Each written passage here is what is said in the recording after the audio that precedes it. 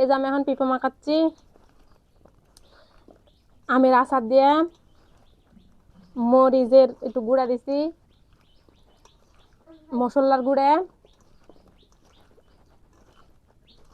লবণ, এগুলো দিয়ে যে মাখাচ্ছি।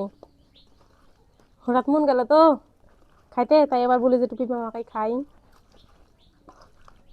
এর মধ্যে প্রতিদিন কি হয় বাবু মাখা মাখা খাইস তুই? তোকে এতই খেতে ভালো লাগে? হয় ভালোই তো লাগে।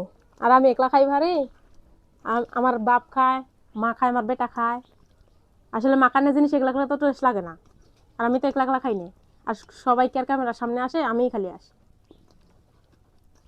ভিডিও করা হয়ে গেলে তখন ওরাও খায়। ডাকর ডাকর পিঁপে মাখা খাইতে সেই স্বাদ লাগে। এভাবে পিঁপে খাওয়া আসলে পেঁপে গ্যাসের পক্ষে ভালো। আবার এভাবে মাখা খাইলে আরো বেশি স্বাদ লাগে। শরীর ঠান্ডা রাখে। আপনারাও এভাবে মাখা খান, দেখেন কেমন লাগে।